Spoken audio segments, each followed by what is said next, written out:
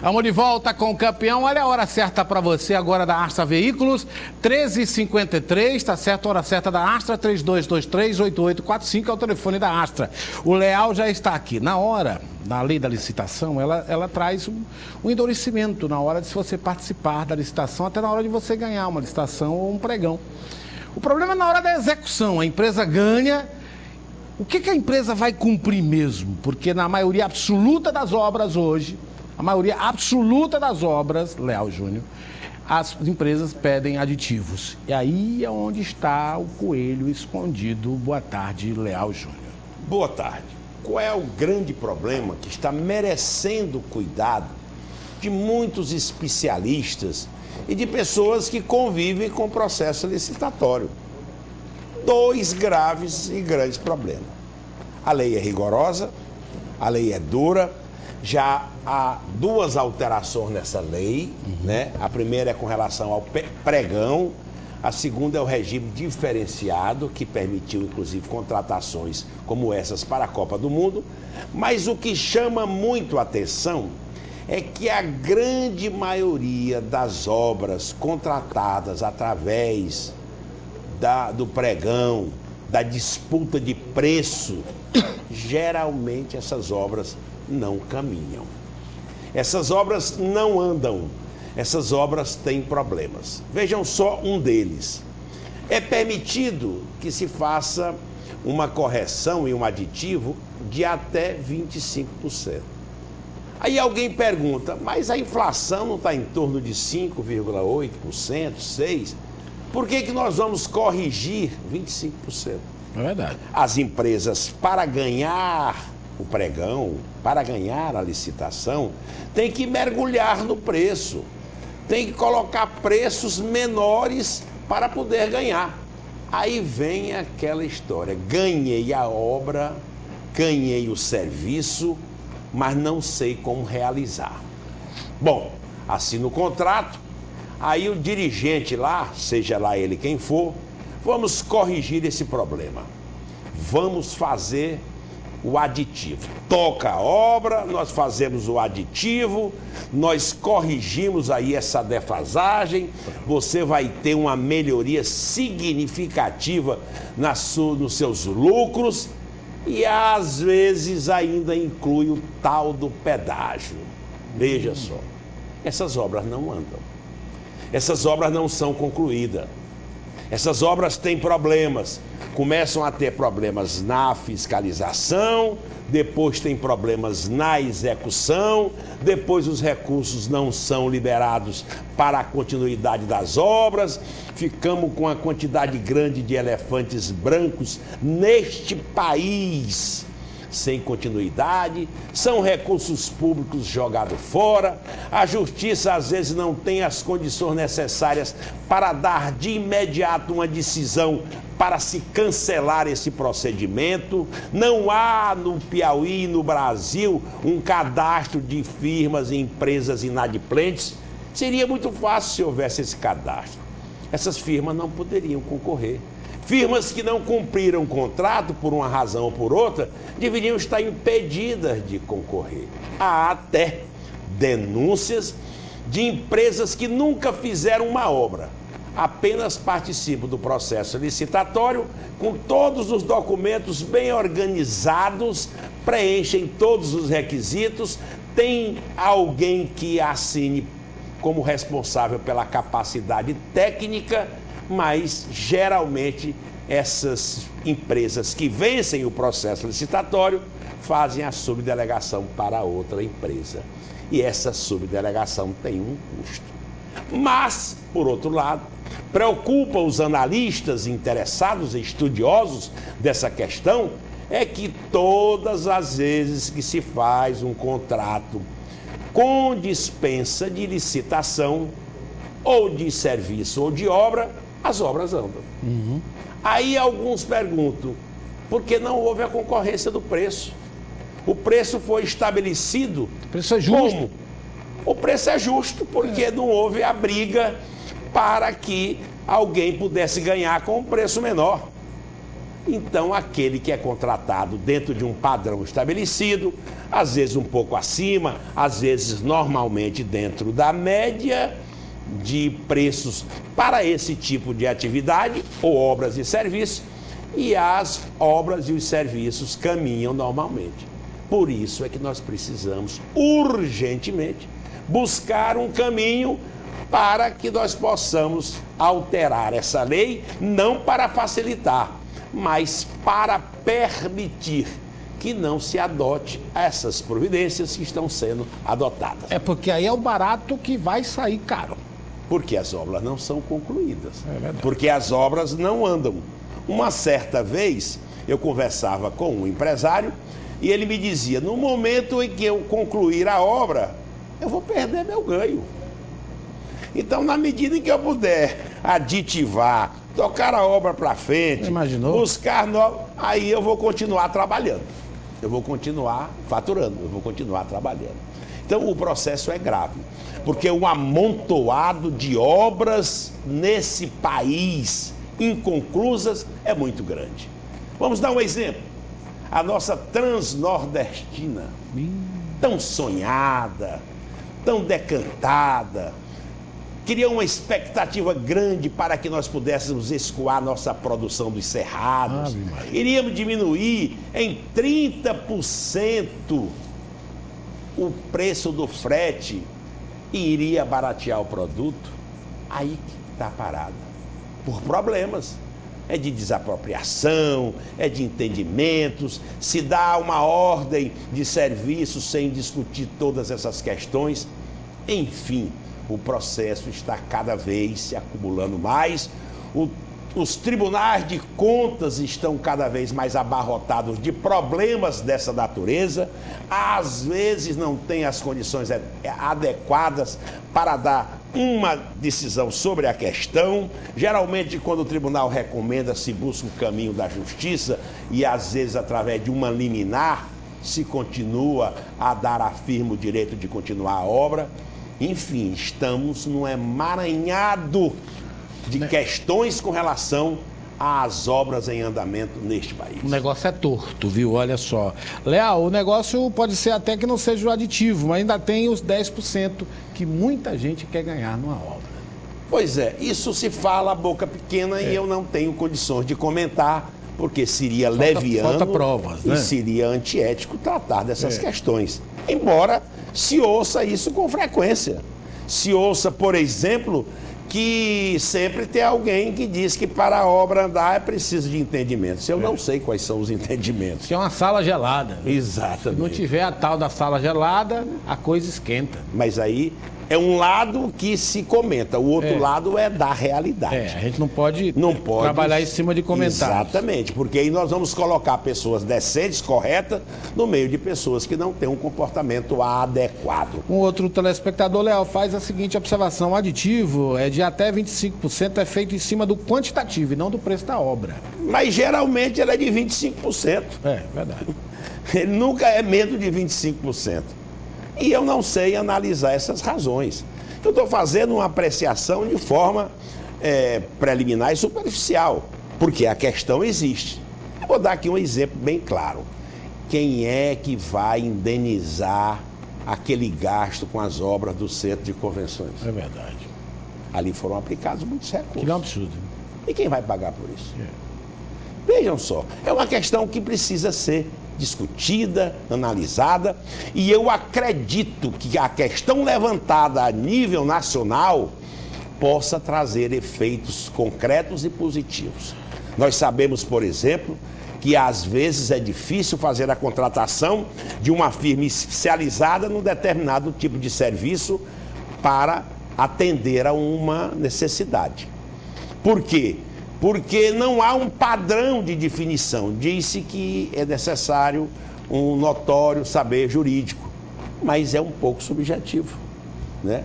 Alguns são considerados escritórios de notório saber, outros não são considerados.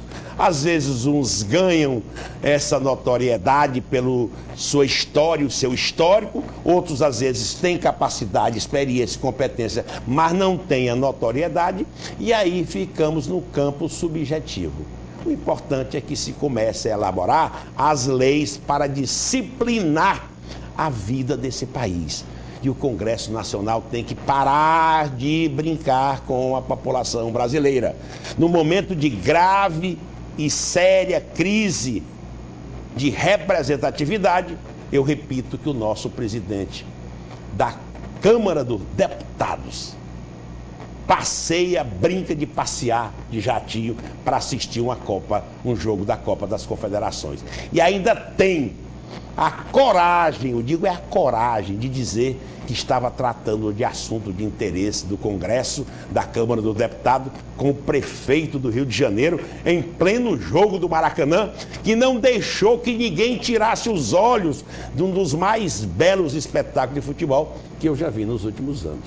Quem é que iria parar de assistir aquela beleza para discutir questões que eu não sei nem quais são as questões que possam ter sido tratadas? O certo é que o assunto já está em alerta. O certo é que nós precisamos tratar dele. E é importante para isso. Os caras estão levando na brincadeira, né? Pai? Pois é. Estão levando na graça. O povo vai pra rua, toca fogo em tudo e os caras levando na brincadeira. E presidindo um poder. Um poder. É verdade. Então a gente precisa levar a coisa a sério, né? Precisa. O problema não seria a corrupção e não as leis, Leal? Uma está ligada à outra. Quando a lei é frágil, é fácil de interpretação, ou pode motivar várias interpretações, fica mais fácil de proceder. Agora, a corrupção está enraizada. É enraizada e para tirá-la tem que buscar lá embaixo e cortar lá na raiz. Agora, é preciso vontade para isso. Infelizmente, a presidenta Dilma apresentou ao país uma proposta que não adianta nada. Excluiu o tema mais importante, segundo os analistas políticos que eu tive a oportunidade de ler e ouvir, que seria o fim da reeleição e a coincidência de mandatos. Muito se diz nesse país, e já muito se diz, que desde que no governo Fernando Henrique se instituiu o Instituto da Reeleição, naquela procedimento nada democrático, nem nada muito claro. Foi uma pressão violentíssima para que se aprovasse a reeleição. De lá para cá nós vivemos neste problema. As pessoas fazem o seu primeiro mandato pensando na reeleição, as pessoas que estão ao lado só pensam em manter esse status. Isso é normal. Todos que estão lá não querem sair, mas há pessoas que querem entrar também para participar. E, geralmente, se fizermos uma avaliação das reeleições e do sucesso das reeleições, nós vamos ver que o processo está torto. Não, deixa eu só interagir com você, o telespectador, porque está muito interessante a participação deles durante o seu comentário. Vai acompanhando o seu comentário. O cara disse, olha, eu nunca tinha ouvido alguém falar tão corretamente da lei de licitações. Leal, parabéns. Eu sou empreiteiro, permita-me me manter no anonimato, com medo de represálias, mas digo, tem obras que como posso oferecer um preço pequeno se eu sei que não vou terminar a obra, se eu sei que vou ter que aditivar até 50%. É verdade. Um empreiteiro está dizendo isso. E quantos não gostariam de dizer isso? E quantos não estão passando por esse processo? Parece que é hipocrisia essa lei, né? Você tem que ser o preço mais baixo e o cara, ele sabe que não vai fazer o mais baixo, aparece um que vai fazer mais baixo porque sabe que não vai fazer. Ele vai arrumar um atalho para chegar até lá. E na compra de produtos? É verdade. E na compra de medicamentos? E na compra de produtos? Como é o menor preço, geralmente os produtos são comprados os de menos qualidade. É brincadeira. Então, é preciso se estudar uma fórmula de estabelecer um menor preço, mas com uma boa qualidade. E nós temos condições. Mas o que se diz há muito tempo é que nós precisamos de um cadastro de inadimplentes, de empresas que não cumpriram com as suas obrigações, para que de plano elas possam ser afastadas de qualquer processo licitatório. As pessoas entendem que, tendo uma empresa, podem concorrer. E às vezes concorrem e às vezes ganham. Mas não tem levantamento de custo, não sabem numa obra o que ganharam ou que deixaram de ganhar. A obra, o dinheiro vai entrando, vão gastando. Daqui a pouco, quando for fazer um levantamento de custos, vão ver que estão no prejuízo. Correm para dizer, não consigo concluir a obra se não houver o aditivo. Aí, neste momento, tudo pode acontecer. Dor leal é ver, só para finalizar, são inúmeras as participações. Dor leal é ver o que ganhou a licitação na prestação de contas do que ganhou a eleição. Isso é terrível. É triste, né? Porque por mais que não se possa e não se deva fazer ilações, cria-se uma dúvida, cria-se uma, digamos assim, uma pergunta. Por que vai... Então, se nós criarmos, e vamos discutir daqui a pouco essa história, se nós criarmos esse financiamento público de campanha, eu tenho convicção de que vai ser mais difícil de se adotar esse procedimento. Antes, por exemplo, a maioria das instituições bancárias desse país escolhia tantos parlamentares que faziam a bancada dos bancos e defendiam os bancos com todo ardor. E os bancos compareciam fielmente com ajudas muito importantes. Todos receberam ajudas de empresas. Eu acho que 99% dos políticos receberam. Agora, o ruim é quando essa ajuda está condicionada a uma retribuição no exercício da administração pública. Por exemplo, um parlamentar que defende uma bandeira para uma região, para o Estado, muitas vezes, ao defender essa bandeira, há pessoas que entendem que foi um serviço prestado ao Estado e, às vezes, querem contribuir para que aquele parlamentar possa continuar no exercício do mandato e continuar defendendo bandeiras daquele tipo. Há, às vezes, isso. O que não pode é termos um processo desvirtuado. E isso já vem de algum tempo.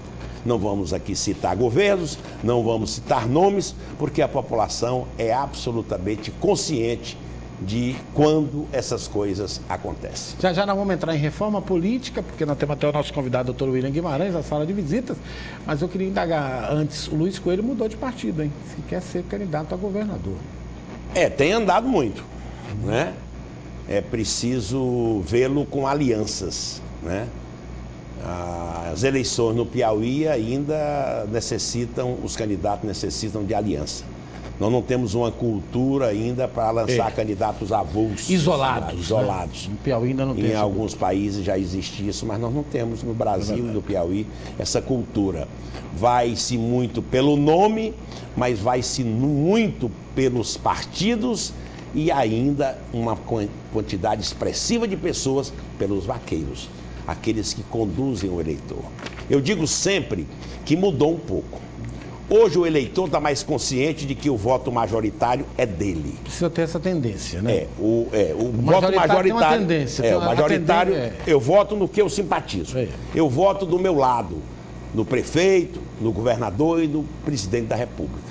Mas com relação aos votos proporcionais, eles ainda estão como dantes, ou como antes, eles estão ainda ligados às relações políticas das lideranças políticas no interior. E aí é que vem o prestígio do líder, aí é que vem o prestígio do prefeito, e aí é que vem o trabalho do líder e o trabalho do prefeito. Porque a população, muitas vezes, Cila, vota no candidato a deputado A ou B, muito mais porque o seu líder, porque aquele a quem ele segue está votando, do que por uma aferição do valor e aferição do trabalho. E a manutenção da liderança do cara, né? O prestígio da liderança do cara. Por isso é que nós estamos engolindo os legislativos.